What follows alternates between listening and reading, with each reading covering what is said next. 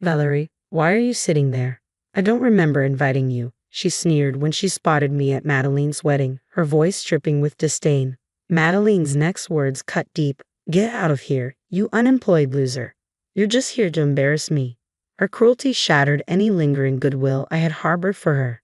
Defeated, I muttered, "Fine, I'll stay out of your life," and quietly exited. As I left, a sudden commotion erupted, drowning out Madeline's cries for help. Leaving the venue, I walked alongside Conrad, my husband whom I'd married a few years ago. "I'm Valerie, a freelance illustrator," I began, recounting my current circumstances. Conrad, often away for work, was my pillar of support. Then, life threw a curveball. News arrived that my mother had fallen down the stairs back home, fracturing her leg. While not life-threatening, she needed care during her recovery. The looming question remained, who would be there to provide it? Dad had recently injured his back and relied on a walking stick, leaving him unable to assist Mom. I initially hoped my sister Madeline, who still lived at home, could pitch in while I offered weekend support. However, Madeline dismissed Mom's injury, insisting it's just a fracture she can manage on her own. Her indifference and frequent insensitive remarks made me doubt her reliability in caring for Mom. Eventually, I made the decision to move back home to take care of Mom while Conrad was away. While my parents welcomed my return, Madeline did not share their enthusiasm. "Why are you back? You're in the way," she grumbled whenever our paths crossed in the kitchen or living room. Whether out of long-standing animosity or jealousy, her hostility made living under the same roof challenging, prompting me to avoid confrontation with her. Despite my efforts to focus on caring for Mom, Madeline continued to antagonize me. I took on Mom's household responsibilities, enduring Madeline's criticisms of my cooking and even finding laundry strewn in my room on occasion. Though her actions were immature, I chose not to engage. 2 weeks after my return, a knock interrupted my thoughts, prompting me to open the door, curious about Madeline's sudden visit. "Are you ever going to work? All you do is stay home, aside from shopping or going to the hospital. You're not even working, are you?" she accused. I tried to explain that I work as a freelance illustrator for my laptop, but she didn't understand. "So you sit there drawing pictures on your laptop and expect that to count as a job? That's no different from being unemployed and holed up at home. Having someone like you in the house is the worst," she retorted angrily before storming off to her room, her footsteps echoing her frustration. A few days later, Madeline announced, "I want you to meet someone. Wait in the living room." We followed her instructions, and soon she returned with a tall, slender man whose hopeful expression seemed highlighted by the mole under his left eye. "Nice to meet you all. I'm Rodney, Madeline's fiancé. Thank you for having me here today." He greeted us warmly, extending his hand for a handshake. Surprised by the unexpected visitor, my parents and I exchanged greetings with him, unsure of what to make of this introduction. "Nice to meet you," we greeted Rodney, taken aback by the revelation that Madeline had a fiancé, a surprise to both us and our parents. As they began sharing their story, we exchanged puzzled glances. "I met Rodney at work. He's incredibly sincere, capable, and wonderful," Madeline gushed with admiration. "Don't flatter me too much," Rodney chuckled, clearly enjoying the attention. They laughed and reminisced about their first meeting, what drew them to each other, and their future plans together. Rodney spoke fondly of Madeline's outgoing personality, which struck me as odd since the Madeline I knew was often rebellious, self-centered, and lacked empathy. It was hard to reconcile this description with the sister I grew up with. "I really want to marry him. Please give us your blessing," Madeline implored our parents, her eyes earnest. From my perspective, Rodney seemed too good for Madeline, and I had no objections to their union. Surprisingly, my parents shared the sentiment. Though caught off guard by the news, they smiled warmly and offered their blessings for the marriage. After Rodney left, while tidying up the tea and snacks, Madeline confronted me. "Jealous, aren't you, Valerie?" "Jealous of what?" "I'm marrying a wonderful, good-looking, high-earning man, something you could never pull off," she taunted with a smug smile. I met her gaze calmly. "I'm not jealous. I'm genuinely happy you found someone so wonderful," I replied evenly. Her smile faltered, clearly not expecting such a response. She sighed dramatically, her tone dripping with condescension. "The snacks you served Rodney were so cheap. Couldn't you have prepared something more upscale? But I guess being unemployed, you can't afford it." If I had known you were bringing your fiancé, I would have arranged something appropriate. You really should have picked up on my happy vibe lately. I hate how you can't read a room. As I looked at Madeline, I couldn't help but wonder how sustainable her marriage would be. That night, I felt concerned for Rodney. I reached out to Conrad as I often did when feeling lonely. His voice on the other end of the line was a comforting routine, helping me through the emotional weight of the situation. I told him about Madeline bringing her fiancé. Wow, Madeline has a fiancé. That's great news. Yes, his name is Rodney Bland. He seems too good for her. As soon as I mentioned that, Conrad's demeanor shifted. Wait, did you say Rodney Bland? Yes, why? What's wrong? Conrad's voice turned grave as he accurately described Rodney's appearance, mannerisms, and the distinctive mole under his left eye. Stunned, I asked, "Are you serious?" "Valerie, you need to tell Madeline to reconsider marrying Rodney. He's a scam artist." My heart sank. What? Are you sure? Rodney used to work for me. He left years ago after we discovered he was scamming multiple women out of their money and disappearing. I've been trying to track him down ever since. I stopped short of contacting the victims directly. We need to be absolutely sure it's him. Get a photo of Rodney from Madeline, and let's verify. Okay, I agreed, feeling a mix of disbelief and urgency. The next day, I approached Madeline under the guise of wanting a photo of Rodney to draw a caricature for their welcome board. She grumbled but reluctantly handed over the photo. When Conrad saw it, his expression hardened. That's definitely him, Rodney the scam artist. You need to convince her to reconsider before she loses any money, Conrad urged. I was planning to do that anyway. Despite our differences, I want Madeline to be happy, I affirmed, feeling the weight of responsibility as her older sister. I wasted no time in confronting Madeline with the truth about Rodney. She scoffed in disbelief. You're just jealous and trying to ruin my fiancé's reputation. I'm not. Connor told me everything. Please, Madeline, reconsider. You deserve better, I pleaded earnestly.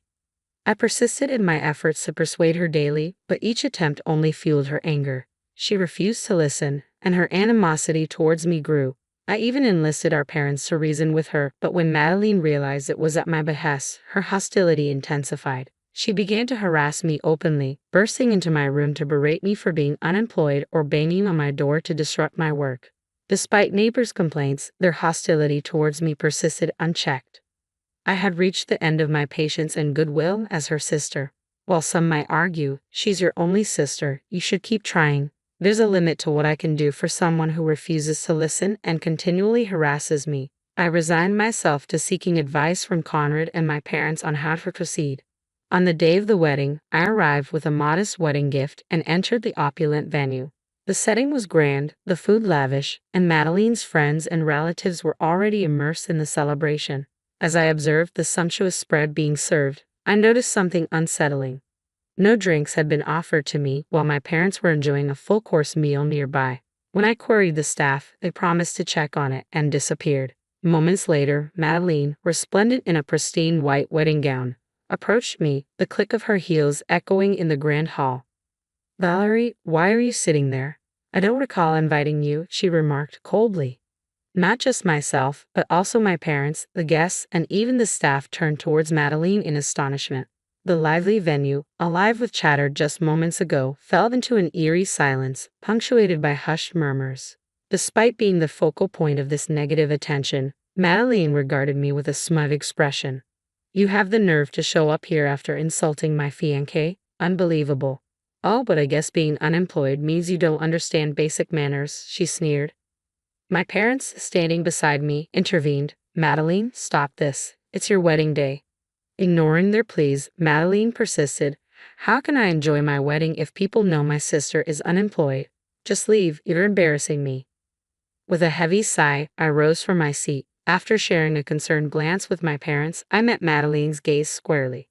I came here to celebrate your wedding as your sister, but clearly you don't want that, I said, feeling the weight of her words.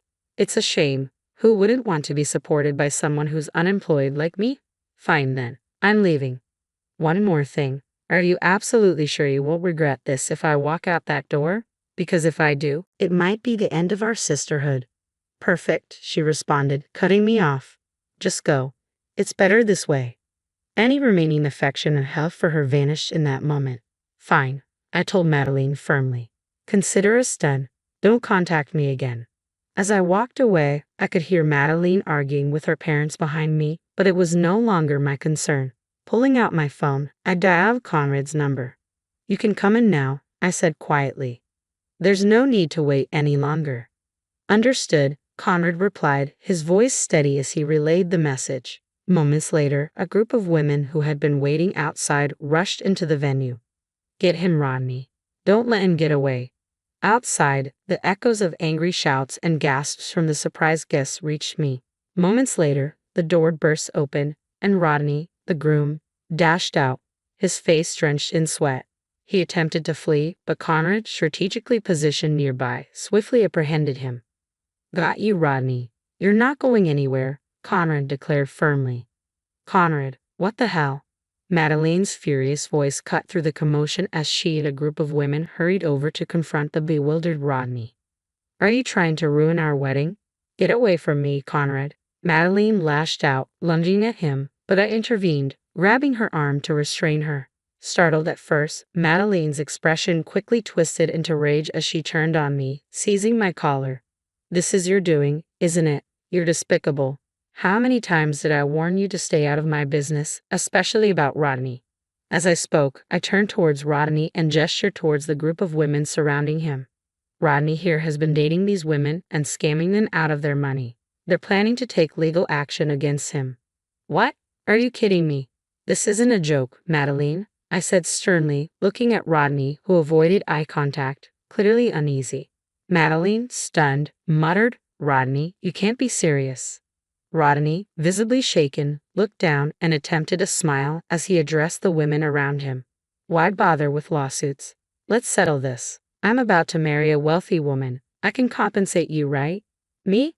Wealthy? Madeline trembled as she spoke. I don't have that kind of money. What? What? I lied about being wealthy, so I can't pay any settlement or damages. What then? What about the $20,000 you've been giving me? That was for our wedding. You said to trust you with it, so I did. You didn't spend it all, did you? Madeline demanded incredulously. I blew through that $20,000 in a day, Rodney admitted with a nonchalant shrug. What? Are you serious? Give it back, my $20,000. Madeline's voice cracked with anger and betrayal.